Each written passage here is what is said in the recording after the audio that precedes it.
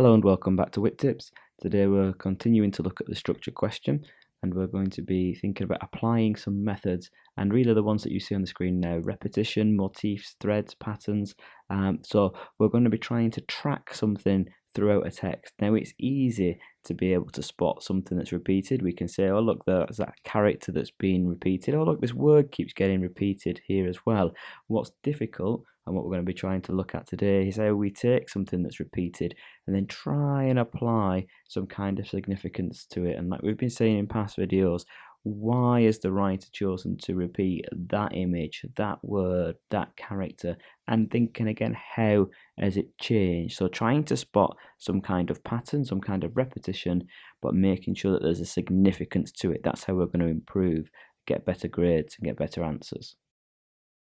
Quick reminder of our question then. As we've said, it never ever changes. How does the writer structure the text to interest you as a reader? 8 marks. Today we're going to have a look. You've got those 3 bullet points. Don't forget that they're there for your exams and they're to help you use them. The last one is what we're going to try and focus on today, which comes under any other structural features that interest you. I've already done a video on beginnings and endings, and everything is about things developing. So today we're going to try and look at structural features that come within maybe the middle of our text, like I say, tracking one throughout. Now, we've used this metaphor before and I quite like it, and we've said to do well on this question, you have to kind of stand back a little bit and think about not why. Is it why that a writer is using these techniques? Okay, what is it that they're trying to get across? What is their purpose to try and get across through this text? And that's what's going to interest you as a reader. And again, we've talked about this idea as English teachers, we do love a metaphor of this writer as kind of a puppet master and the readers as this puppet, and then this text that's in the middle of you are the strings that make you think, feel and react in a certain way, make you scared, make you afraid, make you want to like a character. That's all the strings. And what we're doing when we talk about assessment objective 2, and we're talking about language and structure, all these things that the writer uses, mainly structure for today and how things are put together, is how they manipulate us. And it's a lovely verb to use to get into your analysis again. But to do well in this question, you have to understand what the writer's purpose is and why they're producing this text, not just to entertain us. How are they entertaining us? And once you can do that, then you'll start to pick these features out and your marks again will continue to hopefully get better. So what do I mean by this then? Let's have a look at it with an example. So I'm going to carry on using the extracts from previous structure videos, which is on spies by Michael Frayne, and I'll put a link in the comments below to the document where you can read it, and there's also a link now on screen for where you can hear myself read the extract. So here's an example opening to a student's response. In the beginning, the writer interests the reader by. Now the problem with this is, and why it could be considered a simple response, is that it's leading you into merely feature spotting and you're not stepping outside of the text enough. So if you have a look and you contrast this with what might be a clearer example, think about how you might use this as an argument. This sentence here now, the writer structures the text to interest the reader by showing the difficulty the narrator has in recollecting his past. Well, you've understood the writer's purpose there. There is difficulty. The writer's showing you it's difficult. Remembering things is difficult for this person. And as an examiner, you're thinking, yes, this person has clearly understood the point of the writer here. Now, to take that a step further, and there's not many marks at play with here, it's only out of 8 marks, so we'll probably talk about the difference between 5 or 6 marks to 7 and 8 marks. Have a look at this one, which we might class as perceptive. The writer's use of a jumbled narrative serves as a metaphor for memory, which is not linear, ensuring the reader is never secure that what is being revealed is reliable. So in this one, yes, it's wordier, and the vocabulary perhaps is part of that development of a student, but you can see here, this bit that I've highlighted in orange, the jumbled narrative that we've got. So we're already using terminology here, we're already aware of what the writer's trying to do. The writer is jumbling the narrative, and that is not just stepping outside of textual understanding, you're showing an appreciation, a perceptive appreciation here. That jumbled narrative is a metaphor for memory and how we think, and we don't remember things in a straight, linear, chronological way. Sometimes things come back to us in a different series of images, and we've got to piece that together quite quickly. And that's what the writer is doing here with this narrative. And therefore, the effect of that is, we're never really quite sure. It's not just interesting to us, we're just not quite sure whatever we're being told is truthful, and that makes it kind of problematic. Okay, so you're saying here, and you're already making the point, the reader is never secure in the reliability of what's being passed on to him. Okay, so hopefully you can see, try and move away from merely feature spotting and working your way through kind of formulaically, going in the beginning, in the middle, and the end, and thinking that's me done, to trying to put that overarching argument in. And then if you can do that, then try and think about that big appreciation of what the writer's purpose is, and your marks, like I've said, will hopefully start to increase. This is all about reading. This is the reading part of the question. It's not about really lots of structural terminology. It's about your reading and understanding. If you can understand how that text has been put together to achieve some kind of effect and what the writer's trying to say, that's it. And how you improve is just by reading lots of text, watching lots of television programs, and thinking about the same thing like a series of films. As you watch a series of films, just pause and think, oh, look how the director at this point is taking, I'm looking right at his eyes, and his eyes then shifts to somebody else's eyes. Then that shift down to a hand if it's a cowboy film, and it's a hand that's just about to grab a gun. And you think that it's a series of build-up of images, and what's close and what's near and what's repeated, and going back to the eyes again, that type of thing. So just keep practicing and think about how films are put together, think about how you put your own writing together, and that will help you with the more and more you read, being able to take apart a writer's craft and narrative and what they've tried to do. Okay, back to the extract then. Spies by Michael Frayn. If you can't remember it, if you've never read it, then the link is below in the comments. You can find it in that booklet there, the extract that we're talking about. The link for the video again is on screen if you need to go back and listen to that as well. But if you don't know it, pause it now, read that extract, and then come back, and hopefully what you will hear will make more sense. So some terminology for you here before we start. Let's just make sure we understand what a motif is. Repetition is very straightforward. Pattern, obviously, we will know, but a motif is a reoccurring or dominant image in a story. So a lot of people will say it's a reoccurring symbol, a symbol that takes on something of more significance. So it's a significant object. That might be a character, or like I say, an object, or in a film it might be some kind of prop that keeps coming back. So think about, as you're reading, what is it that the writer keeps drawing your attention to? Is there a certain person that's they keep going back to? Is there a certain object that they keep going back to? And then try again to think why. Okay, but that's what the motif is. It's a reoccurring image throughout a story. So you could say reoccurring image, motif, reoccurring symbol. Any of those terminologies are fine. It's not really about the terminology.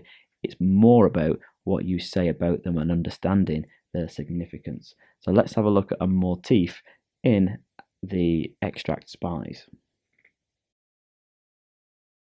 So in the extract Spies, you've read through it. There are lots of different motifs, recurring images or symbols. You could talk about the glass jug if you wanted to. You could talk about the sunshine. You could talk about the railway as well if you wanted to, and the trains.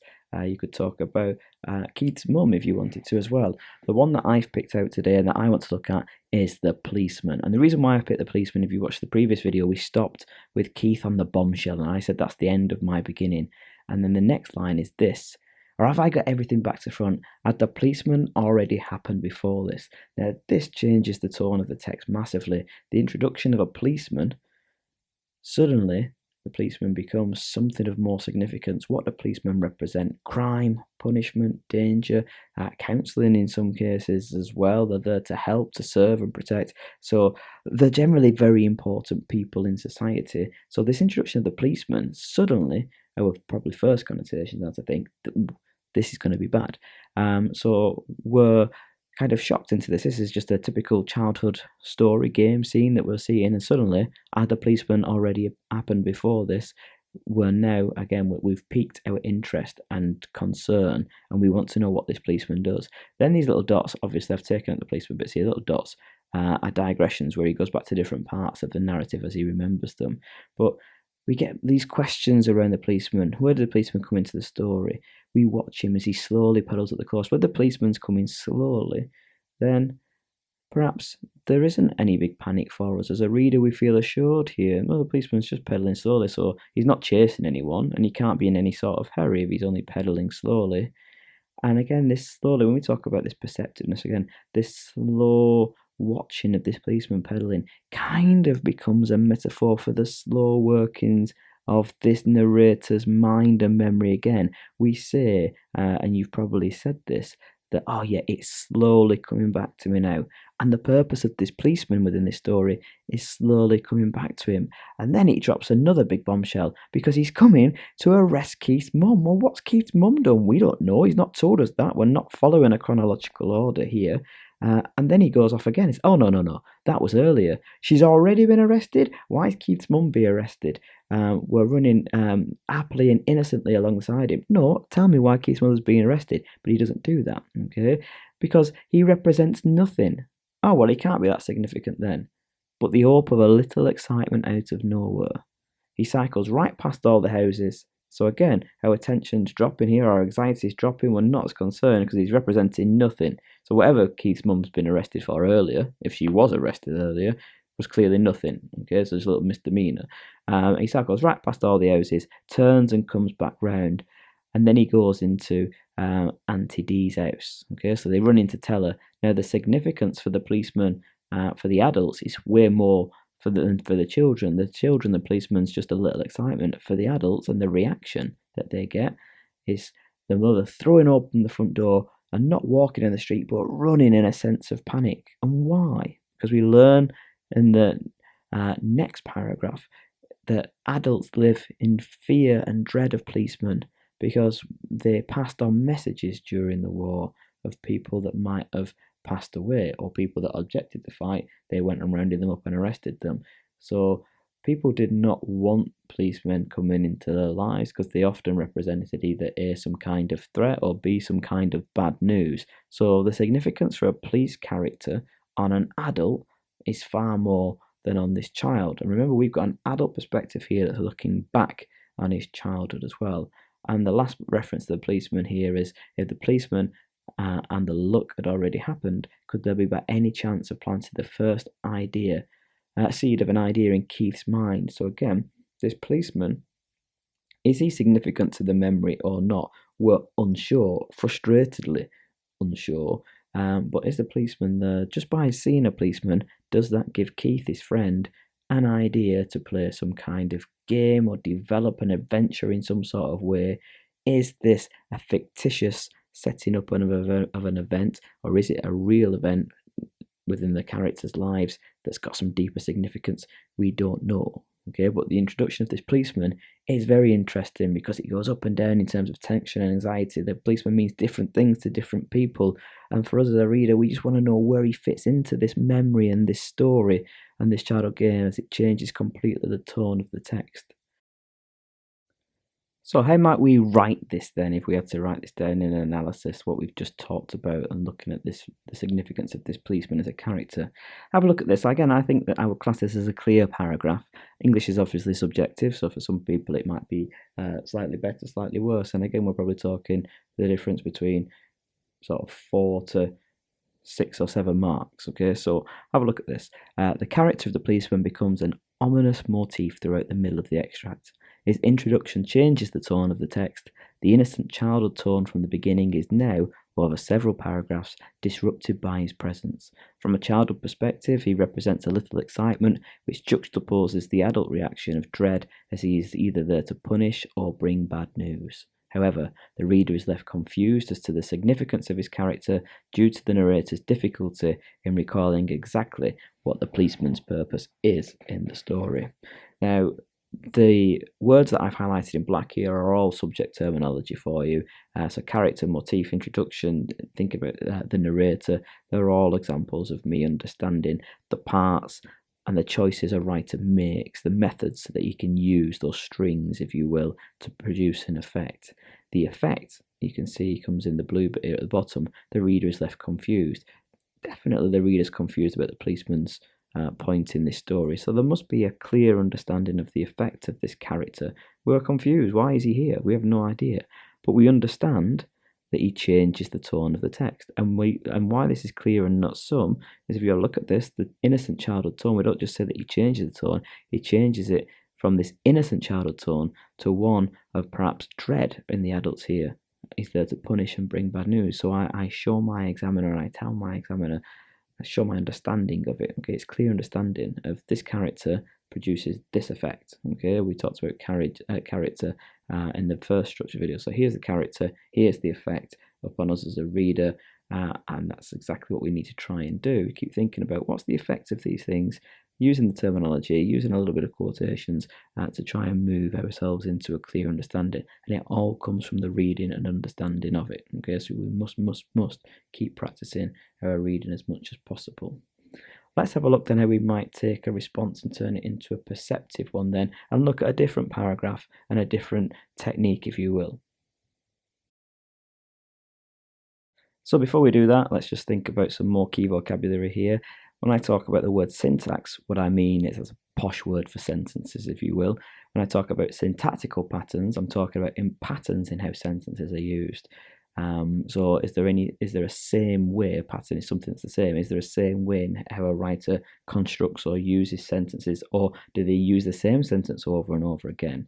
Do they use certain parts of a sentence over and over again?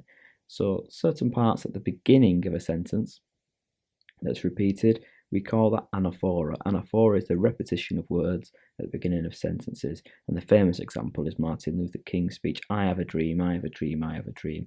Always repeat at the beginning of sentences. Okay, so with that in mind, let's have a look at another part of the story, Spies. And you can see on the screen here that he's already saying this is difficult to remember. The narrator is saying it's difficult to remember, and you don't need to tell us as readers, it's not just difficult for you to remember, it's difficult for us to follow. But we've got, and he says, a collection of vivid particulars. Okay, so rather than a full flowing memory, he can remember certain bits of it, and he gives us those certain bits in the narrative. Okay, and that's why the narrative, if you remember that perceptive argument from the beginning, the narrative is a metaphor for his memory because it's in bits and it's not in order and it's difficult. But if you have a look here, he keeps talking about certain things. He remembers certain words, certain gestures, certain weathers, certain times of day, and certain individual moments which mean so much. So there's this repetition here of certain. So you could keep talking about the repetition of certain, but if you're really going to push for those higher grades, then we need to push the vocabulary, push our understanding, push our terminology of what the writer's trying to do here. So let's have a look how we might turn that into a perceptive point in our writing. So have a look at this have a listen to this as I read through it. Additionally, the writer uses syntactical patterns with the sentences forming fragments of imagery, moods, and memories. These are all connected with the anaphoric reference certain, which is ironic for the reader because the narrator is very much uncertain. Both he and the reader need to find those hidden links to create the full meaning. This frustrates the reader who has to share this erratic journey of recollection. So again, two small quotations here. I've referenced the text twice. I've used certain, which is repeated throughout, and I've used hidden links. Now what's repeated is this word certain, and what's important is the beginning of sentences. And these sentences, a lot of them are not full sentences. They're what we call minor sentences or fragmentary sentences.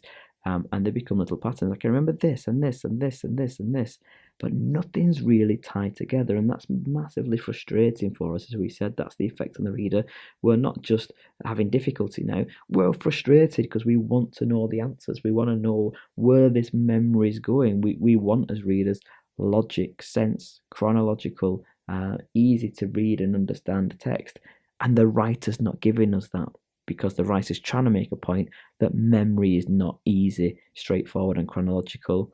So neither is this narrative as this character tries to remember it. Okay, so you can see here again from this, I've used, there's more effects upon the reader here.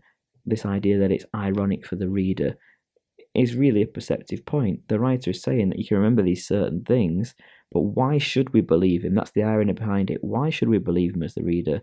Because he's not certain about anything. So although he's telling us now, oh yeah, I'm certain I can remember this, we've got enough doubt from the beginning, and that's where it's nice to link it back in. We've got enough doubt from the beginning to think that this narrator is unreliable, so why should we trust him here? So when he says that he's certain, we kind of find it ironic, almost humorous, because he's not been certain about anything up until this point, and not only humorous, but we're actually frustrated by this because we want certainty. Hopefully, looking at these examples that you've seen here, it will be useful for you in your writing. Keep coming back to these and looking at the way that things are connected, and try and then emulate that and practice that, and try and move through just remembering what we've done. So as we start to answer this question, a nice way of remembering it would be, right, I'm going to write out my understanding of this text in its entirety in a sentence, and that's going to be kind of my argument. I want to link my beginning and my middle and my end in 3 little paragraphs points back to this idea that there is something that the writer's trying to achieve, this purpose that the writer's trying to achieve. And if you can do that, then you should be aiming for the very top of the clear band, if not pushing into that top perceptive band. Hope that's been of use. Thanks very much now. Bye-bye.